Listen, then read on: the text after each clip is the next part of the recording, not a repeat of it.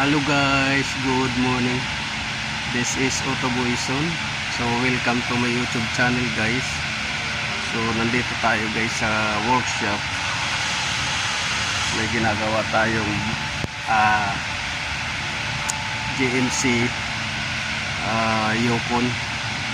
So yun yung ginagawa nating sasakyan ngayon.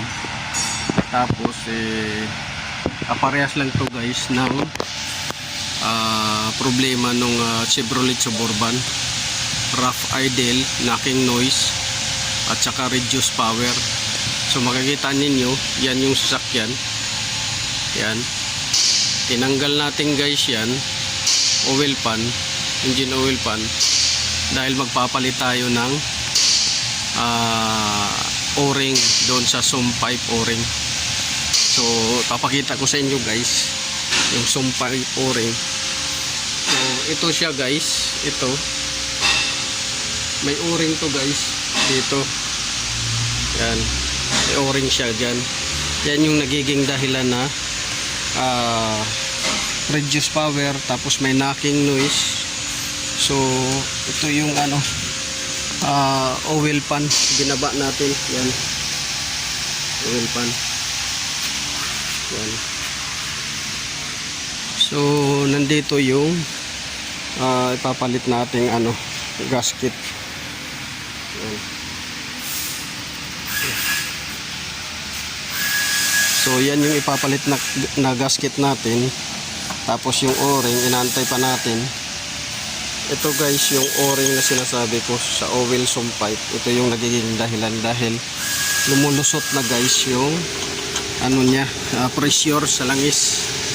So nandito tayo guys sa workshop. Makikita nyo sa likuran ko, yan yung dinadiagnose nating Mazda CX-9. So linis injector, linis throttle body, linis map sensor, linis intake manifold, so linis ng battery terminal. So yan, so makikita nyo yung kulay pula. Doon naman yung Chevrolet Suburban Denali. Ang issue nung guys ay yung oil pressure sensor. So ito yung oil pressure sensor. Yan, pinalitan natin dahil ang reading ng gauge nya hindi tumataas, naka-stack. So yun yung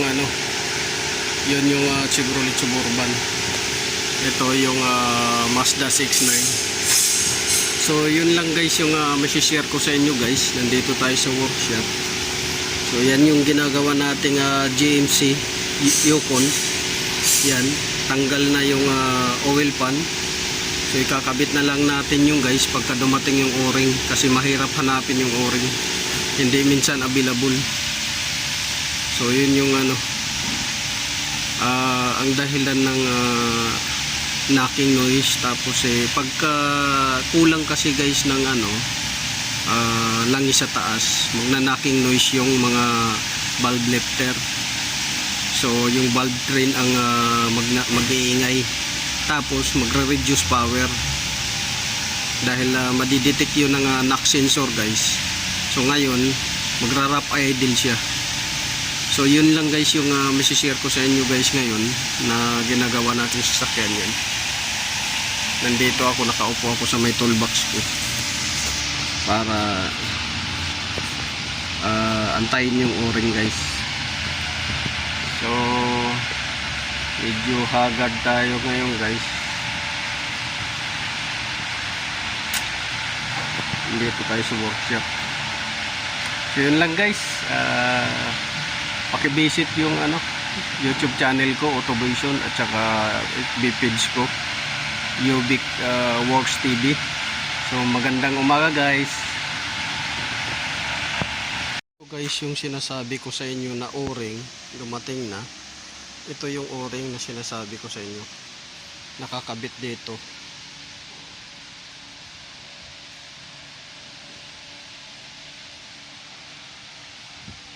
So dyan yan nakakabit. Pag sira na to guys, lumulusot na yung pressure sa gilid. Yun yung cause ng knocking noise, rough idle, low power. Ito yung oil sump pipe. strainer. Ayan. So ito yung sira. Ayan o. So yan, kikita niyo guys, sira siya. Ay lusot na yung hindi maayos yung pagkakabit siguro nito una. Ayan, kita nyo, sira.